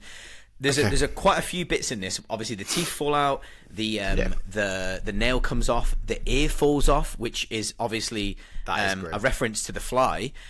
We've got references to The Thing. We've got references to Peter Jackson's Brain Dead at the end when it goes absolutely bonkers. So basically, let's explain what she does. She goes on stage and she weirdly, and this is the other bit I didn't get, when she's going through and she's got the Demi Moore mask on, but she's still got like arms hanging off her back and she's in her dress, but she's like completely contorted or whatever.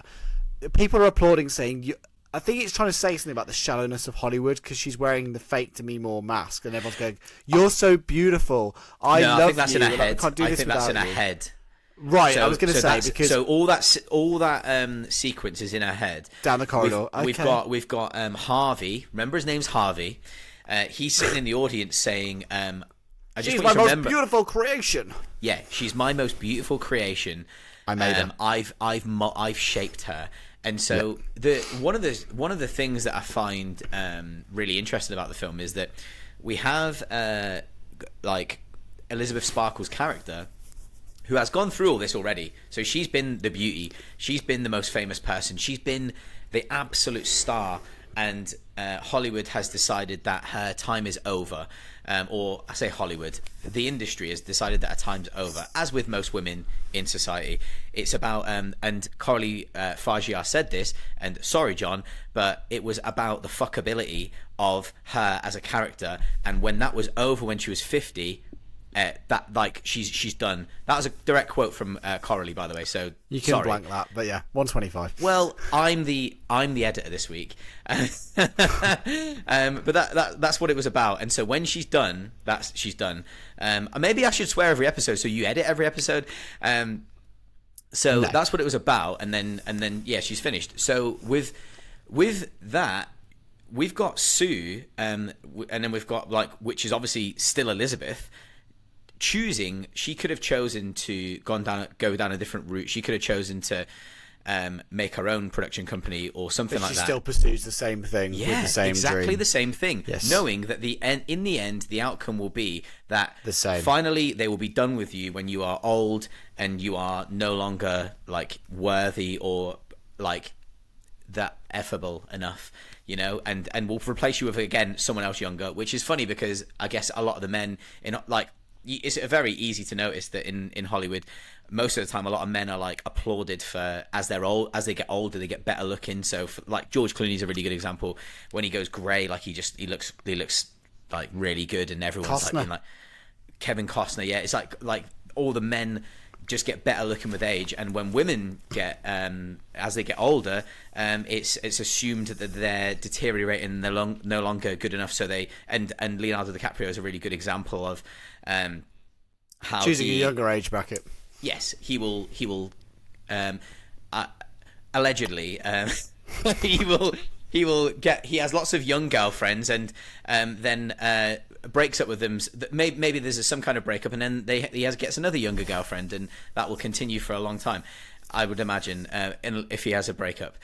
So yeah, and that's what I'm saying. So it's funny that the standards are completely different, and they are definitely men are looked to get better looking with age, and women are shunned out of Hollywood, and they're the mothers, as we've mentioned. I think we've mentioned on the pod before with Anna Smith, who came on, is that most women, when they get of a certain age, they hit 40, then they're the mother, they're the sidekick, blah blah blah. They're no longer the sex symbol. They struggle for those. They struggle to find those roles, but I do think there are more exceptions to that rule now. When we were talking about that on there that are now. episode, It's getting which better, is good. definitely. Yeah.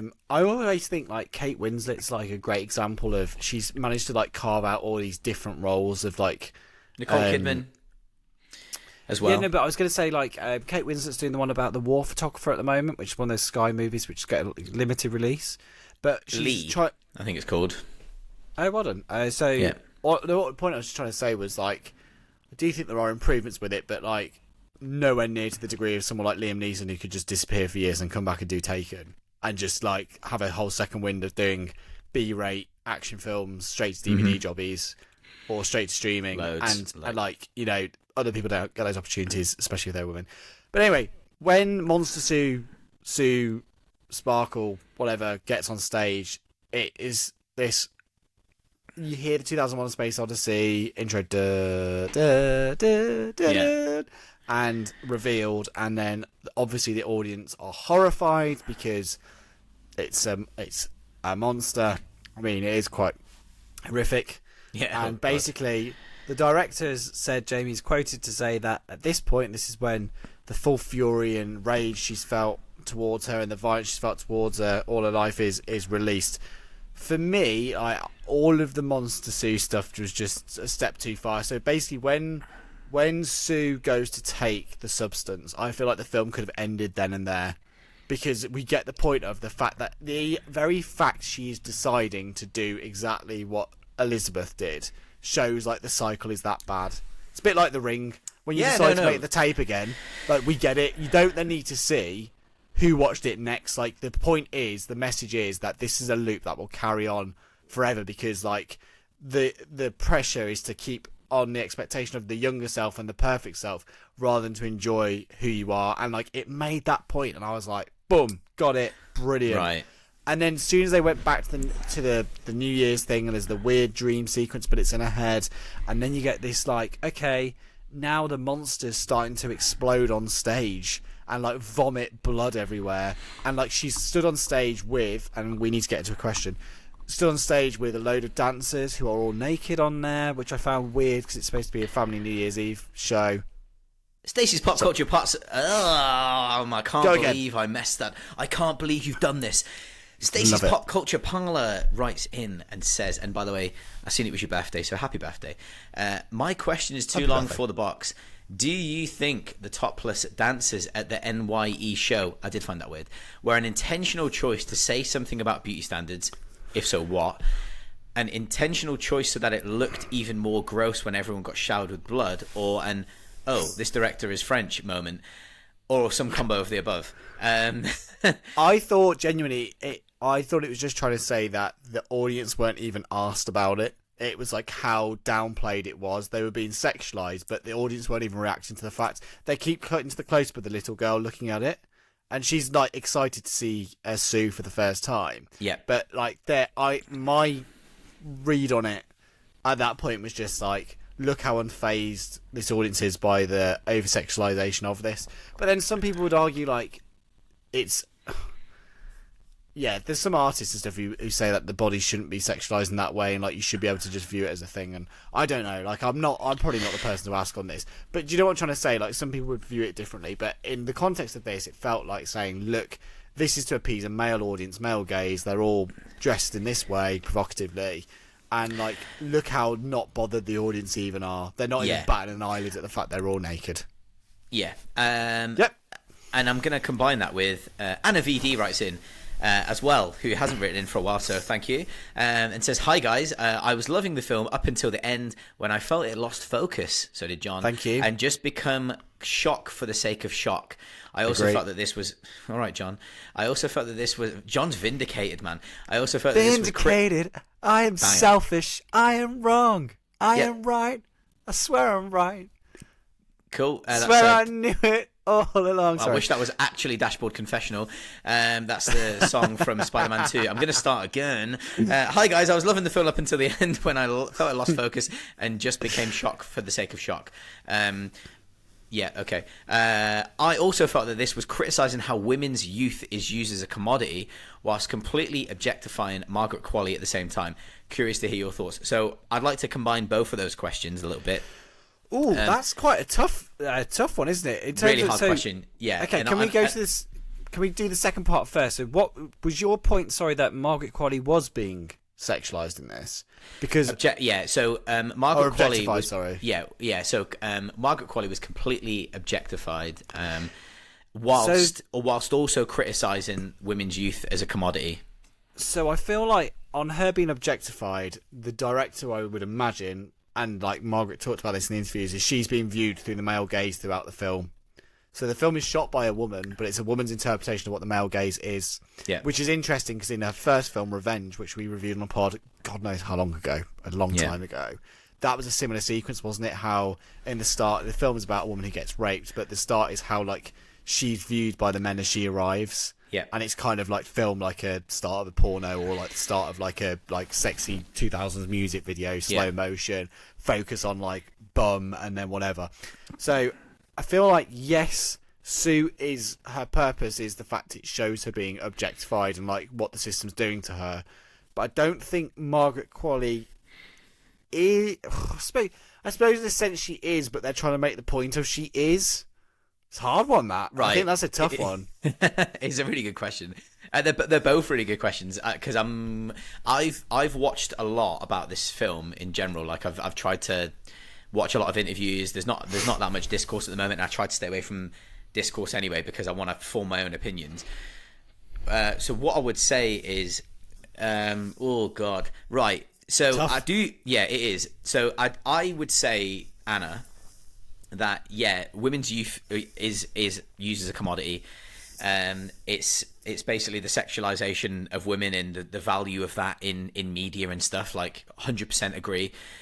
At the same time, the way the camera, as we look at the male perspective, we see Harvey. His name's Harvey, remember? And then we've got all of those grey old big wigs, like really looking in and leering and like borderline dribbling. It's showing that, but it also then shows the real close-ups of like the Eric Prids, which are kind of referenced, the close-ups of the colourful costumes, the really small costumes, and the amount of flesh that we see. I think that is the difference between the way that is shot compared with the way the naked bodies are shot. That's a completely different look. So far more like subtle and like not subtle. That's not the word, but it's I would say respectful. Tender. I would say, respectful, tender. When we see the naked body of Elizabeth, when she's standing in front of the mirror, we see what is essentially a 61-year-old woman who is naked, and it shows that in, I would say, quite a respectful way, as John's put it. But then when we see, if you compare that to, obviously, when we see Margaret Qualley's character doing the poses, she's posing because she's really like, she's kind of like looking at how good she looks. She's like, oh my God, I look.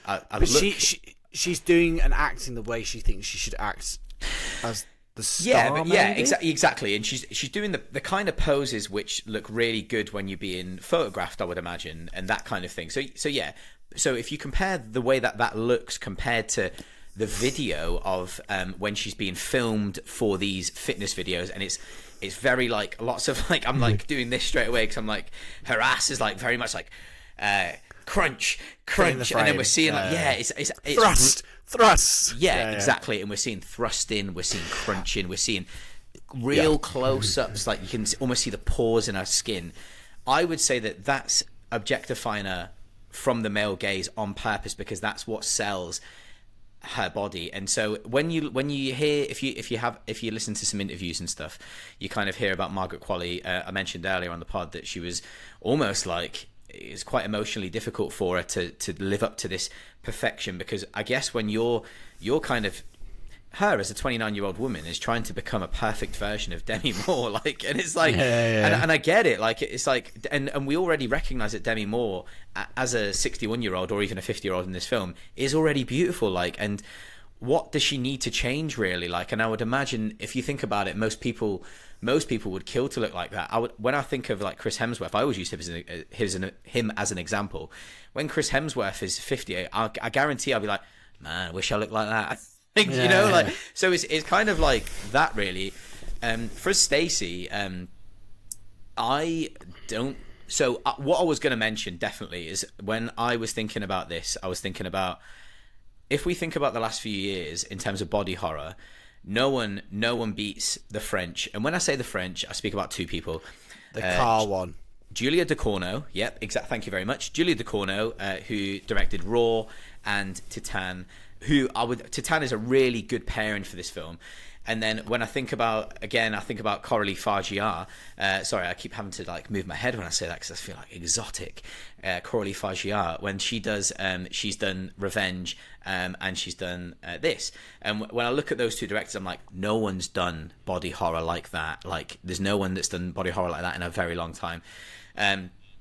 So I think, yeah, it might be a French moment, like French extremism, like that we experienced in the early 2000s, like from, I guess, like Irreversible and High Tension and Martyrs, that kind of stuff. It might be a bit of a French moment. I actually think it's to the point of where, like, we've got Harvey, who's in charge of this, he just likes women with their boobs out, you know. That's the way I'm going with it. He wants women with their boobs out, because they're wearing thong as well, by the way. Like, if you so they've got their boobs out, they're wearing a thong. It's on normal TV, and he's just doing whatever he can, like, because that's the kind of guy he is. So that's kind of what I would say. I don't think it's really saying anything about women's beauty standards. I think if anything, if we're looking at it on a reductive level, I would say that it's saying at the most reductive part of it is that he is producing that or directing that or whatever, and he is that's what he wants, and so that's what he's getting, and he is a man surrounded by other men controlling all of this, and so that's kind of what I would probably say. I hope that's a good answer. I don't know, some combo of the above, I guess. And through magic, we're back after we had a pee break. No, I've even got a full drink. How did that happen? No way. How did that happen? Magic. What I was going to say was, I was really annoyed at myself because I realised whenever we do these things, there's always like, oh, I missed this or I missed that. So, two things I want to mention. So, first one is the key sequences. Demi Moore, after she's got the withered finger, goes to a cafe, and she meets someone there who is the nurse who introduced her. It's the older version or the normal version of that person. He's like, has she started stealing more time yet? Eating away at you? The more you do this, the more you feel like, what's your worth? And like, why should you be here? Sorry, I just ruined my throat doing that. No. And yeah, it's a really horrific sequence because you realise, oh, she's in danger. Like, this is just the start. The finger's just the start. That nurse probably wasn't much older than Demi Moore was at the start, and now, like, this person's clearly in their 80s, 90s. So, like, that's a really, really good sequence, and, like, a horrific kind of realising what's going on, and they're going, ooh, this isn't going to end well. So I thought that worth noting. And the other one I really should mention is the director's use of sound in this film. So massive part of Blink Twice for me was the sound design, and this film uses like a similar kind of weird whom, and like she actually talks about when she wrote the script, like she has an ideas of sounds and moods she wants to emulate in the film. Jamie said there's not lots of dialogue in this film. It's a lot about like mood and feeling through the use of the cinematography and the use of sound. So like we should mention like the first few scenes we see are very Kubrick, like everything's very like straight in the middle, like very Shining, like OCD massive, level of like framing. The carpet's very The Shining, the bathroom's very The Shining / the bathroom where they do the transition in is always like the end. Well, apart from 2001: Space Odyssey, I won't get too far into that, but like a similar thing. And yeah, so I just want to mention that the use of sound in this I thought was brilliant, and it's kind of keeps you on edge because like even just like the clarity of the phone call, it's like, hello, you are one. And like you know, it's just very like it's all super crisp, super clear. Gives her the same answer every time as well. Yeah. Yeah, and also crisp. When you kind of get the new name and it's like Monster Sue, the noise is like it's all like strings like going nuts, like scraping, like it sounds like someone's like scratching chalkboards. You mentioned super effective, super visceral, and like we talked about when they transform, like they hit their head on the floor, and it's always like it's never like a nice like I'll just do this on the bed and sort myself out. It's always like. Yeah, so wanted to mention those. No, the sound design is incredible. Like I say, like from the beginning, the sloppiness of eating the king prawns. They're king prawns, aren't they? They come. I thought they were king prawns. Yeah, or shrimp. 2 kilograms. So apparently, Harvey, played by Dennis Quaid, ate 2 kilograms, and a lot of. I know you wanted to mention, so I didn't want to forget that about the practical effects, John. Yes, so it was They said to the director, like, what's your advice for a first-time director? And she was like, don't do anything with prosthetics because it takes so long. You're really limited with, like, the movements you can do, which affects how many takes you can get done in a day. And I believe they shot this over, did they say 6 months? It was shot over in Paris. It took 5 years to get the funding. It was a very long, it was quite a long one. As well as that, they were talking about when the prosthetics in terms of like and like sweat, like it all of it pooling like in places you don't want to think about it pooling. Margaret Qualley was saying when she was wearing that costume, it was really funny actually. Like the three of them were getting interviewed and they were talking. Demi Moore was saying. Coralie said to Demi Moore like she didn't moan once. And Margaret Qualley was like, I feel like that's pointed. That feels pointed. That's pointed like because. Demi Moore was apparently they were sitting in like makeup for like 6 to 9 hours, then having to go and shoot their scenes. But Margaret Qualley was saying that some of the scenes that she was shooting like with that mask on, she was just getting pulls of like tears and snot, and it was like they had like these pipes to like run like almost aircon through the suits and stuff. And I just found it really interesting, and I really do want to just give big props to Coralie Fagiat, and I'm so excited. Her and I know I'm putting them in the same basket, and I'm sorry about that, but her and Julie Ducournau, both French directors, both completely refuse to give up their artistic vision, and you have this film being made. It took 5 years. 5 years it took to get the funding for this film, and it wasn't a cheap film either. But the fact that she had the bottle to like carry on doing that and would refuse to lose any artistic vision whatsoever, and we've got these crazy prosthetics on show, and she's completely unapologetic about all of the stuff she's doing is incredible. And I'm so excited to see what she does next, because you've got Revenge, which weirdly I was looking at that earlier, and that's only sitting at a 6.4 I think on IMDb, which I just find wild. I think it's a hard watch. I think that might be part of it. I appreciate what's good about that film, but it's a tough watch. It's a rape revenge film, mate. Like it's not gonna get. It is. Do you know what I love though? Positive like consensus all around. What I love is when I think of body horror, obviously I think of the Cronenbergs, David and Brandon at this point, and it's really funny because I do think that these like gory, like this isn't a horror film, but it's like super gory body horror. Man, the king is in the queens. Sorry, are in France at the moment, and it's Julie Ducournau and it's Coralie Fagiat. Like I think it's incredible. Like they're doing such exciting work, and I just get dead excited now when I see any of them release a film. Have you seen Raw or Titan? No, I feel like Titan is something that would really finish me off, so I probably won't watch it. I don't think it would. I think if you've done all right, this is as bad as it gets in terms of that. Like this is wild. The end is wild.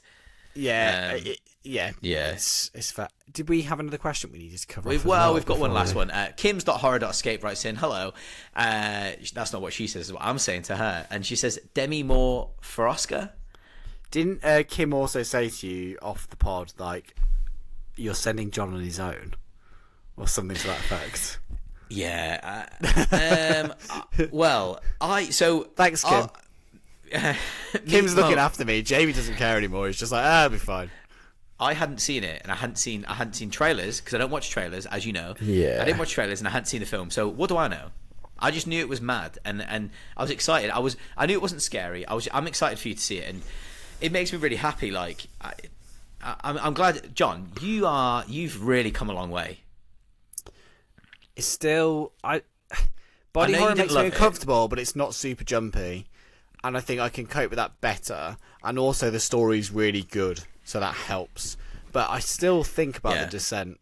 I think that's the one that has stayed with me. And like someone's talking about that today, just in general, and I was like, yeah, that film hasn't left me. Oh, what were you speaking about? Where did that come up? I was to a podcast talking about 2005, and it talked about that film. Right, about like cultural touch points, and it said The Descent. I feel like that's probably the horror that's stuck with me, that like really scared me and like really made me jumpy. I think that was jumpy horror, and just like also just quite unsettling anyway. And like it's got an ending which can be read two ways. Well, it can't be read two ways. It's clear, but like you have that whole Yeah, I don't want to It's spoil great. it. No spoilers. Anyway, Paranormal Activity for me still is like the number in the cinema number. Oh, one that would like, creep the hell out of me. I've seen clips of that. I wouldn't watch it again. Shit out of me, like. But I was thinking, like, we should watch that. Like, we need to do that. No, I don't want to do it. I tell you what, I would like to do. I am in my own time going to rewatch Carrie because I still think that's probably my favourite of the older horrors that I've got I'll watch into. it. Can I watch it with you? It's out in 4K. now.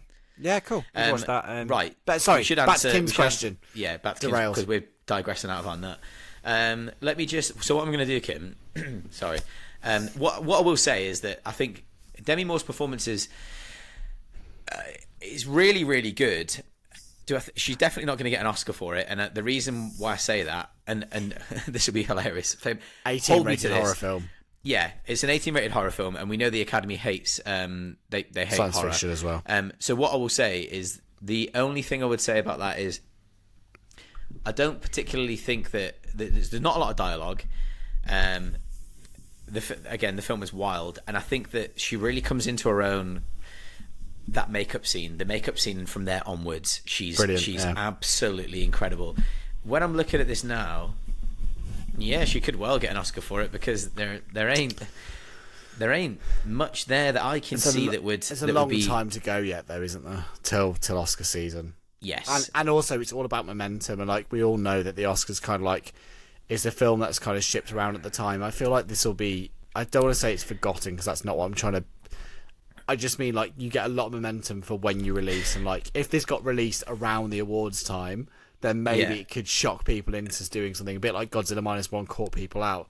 But, like, this isn't going to do that because it's out too soon. But also, ironically, like, it would really fit the theme of this film if, like, she's not mentioned or registered in any way, shape or form.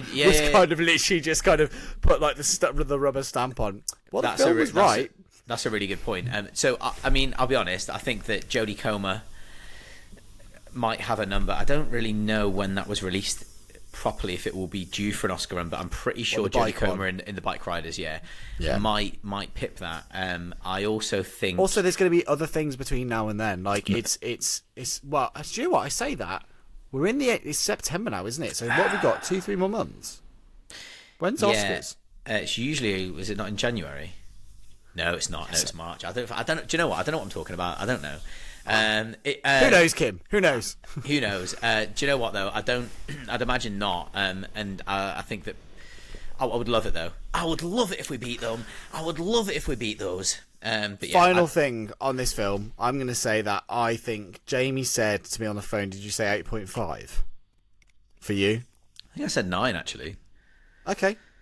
I got massively criticised, by the way, for saying Fresh was a 9 out of 10. I didn't. Fresh was that good. Like, you liked him more than me. I liked him. I didn't love it. I thought Blink Twice was better. So tell me. I would say, I think for this one, if you're going on a 9, I would say I'm closer to an 8, maybe 7.5. And I'll be honest, if this film did not have the last section, which is like the blood spurting monster vomiting on stage and whatever else, I probably would have had this at a 9. If it had ended where...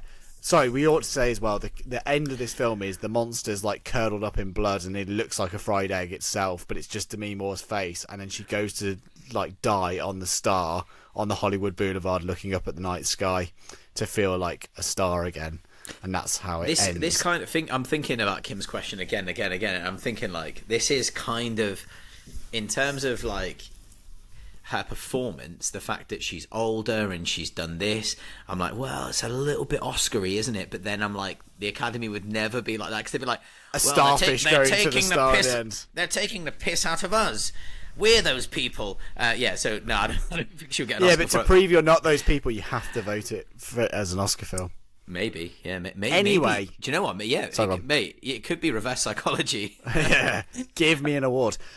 So, end thoughts are very, very good. Would recommend. Kind of wish I hadn't seen it on my own. There was a lot of this, but I would say definitely worth a watch.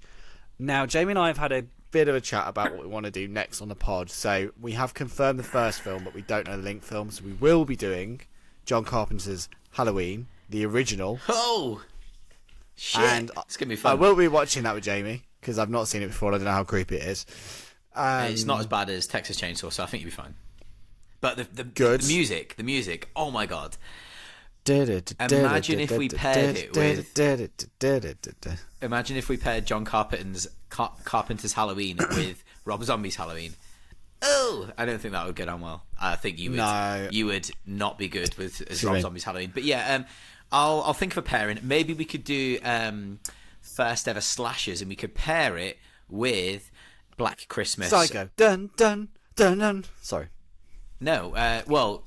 We've already done it. Kind of. We have already. Yeah, we have already done it. We could. I had a bit of a Joe Joyce factory reset moment there. That's You're just okay, Joe. Slightly concerned about that one. Personal joke about for me and John. We could do Black Christmas.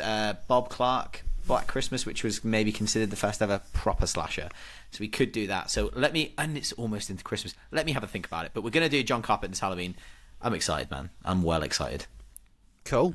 So you can find us as the podcast at Movies in a Pod Shell on YouTube, or one word.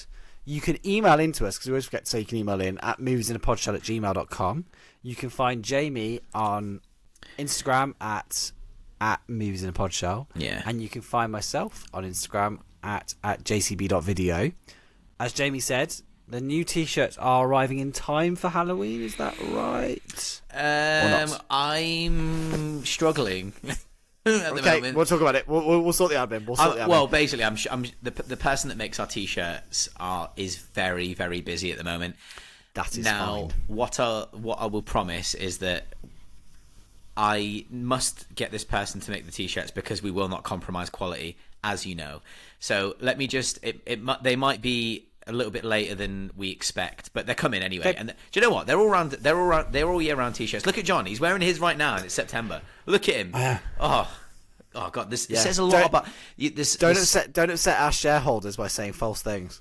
There's something about someone that wears their own face on a t-shirt, you know. So what is it in Twisters? You can always trust someone who gives you a t-shirt with your face on it. Yeah, that's it. Yeah, with their face on it. Yeah. Anyway, I'm gonna love you and leave you. So we shall regroup in a couple of weeks, guys. And John, see you soon. John, I've got to say, mate, enjoy your holiday. I can't wait till you come back all glowing. Shut up. All brown. Shut anyway, up. Bye. Bye.